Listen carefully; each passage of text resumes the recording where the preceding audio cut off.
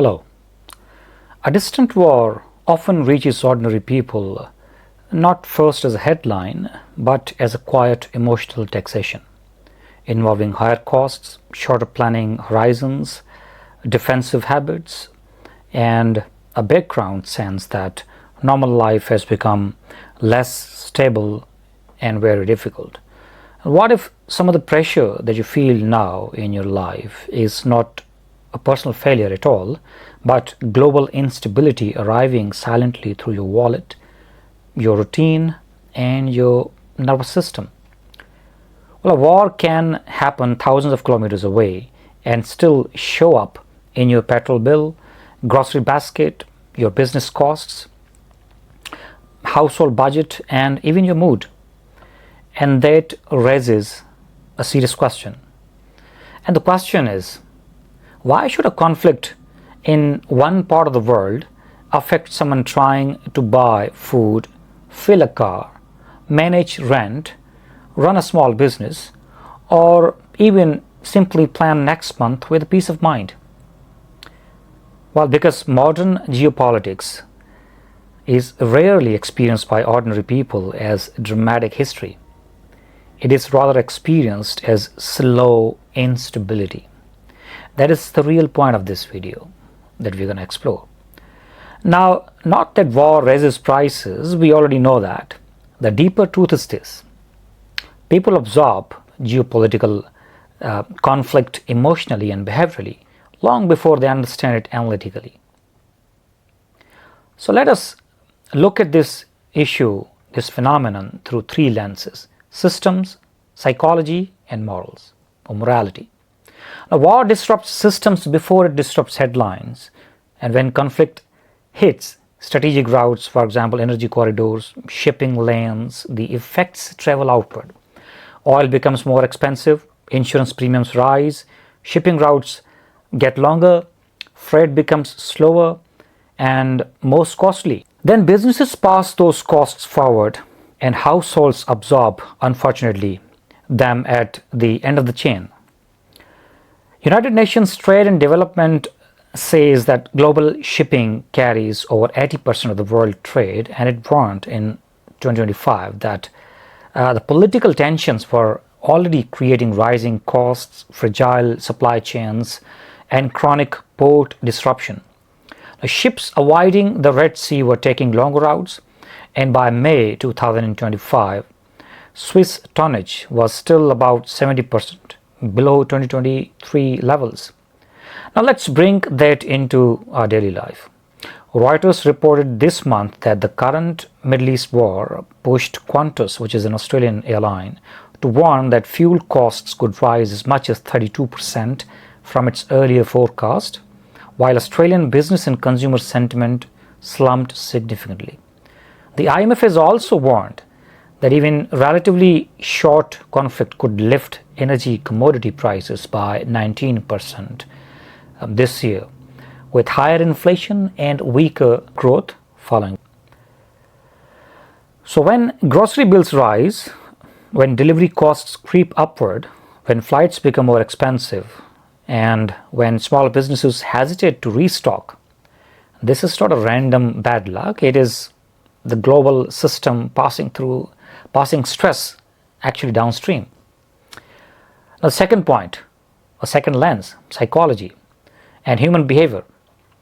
But the story does not end with the prices here. This is where the human part begins. And every day essentials become less predictable.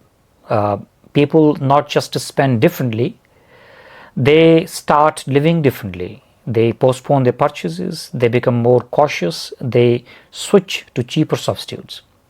And they cut small comforts first. They stop planning as far ahead. They become more defensive, more price conscious or price sensitive, and less trusting that next month will feel manageable. Now that matters a lot because economic instability is also behavioral conditioning. It teaches people to think in shorter horizons, to preserve rather than explore, to react rather than choose. In the United States, Reuters reported that March gasoline prices surged so sharply that fuel acted like a tax on consumption, crowding out discretionary spending, unfortunately.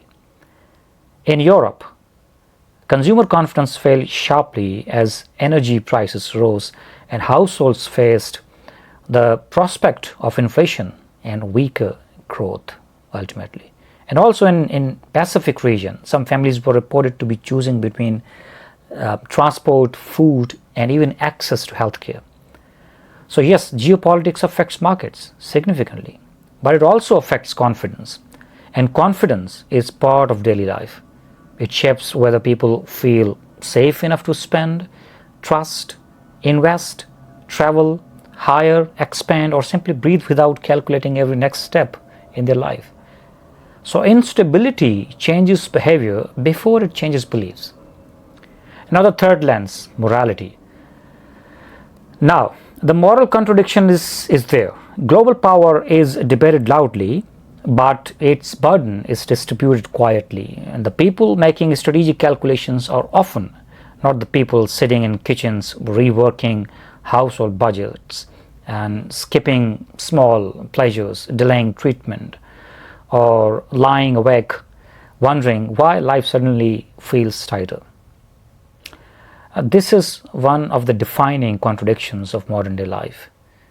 War may be geographically distant, but its cost is socially downloaded onto ordinary lives, unfortunately. The World Economic Forum warned in its 2025 Global Risks Report that state-based armed conflict had become the top global risk identified by respondents. But ordinary people do not experience that risk as an abstract ranking. Well, they experience it as rising fragility in normal life, and that should matter morally, because when insecurity becomes normalized at the household level, society begins to treat private strain as if it were purely personal, when part of it clearly is political, systemic, and global. So if life has recently felt tighter, heavier, harder to plan, or strangely unstable, that feeling may not be entirely coming from inside you. Some private stress has public origins, and some caution is not overreaction, it is adaptation. And some emotional fatigue is not weakness, it is what happens when the world enters ordinary life in the form of cost, uncertainty, and quiet behavioral pressure. That does not remove the responsibility from us, of course, but that does give us a more honest language to express.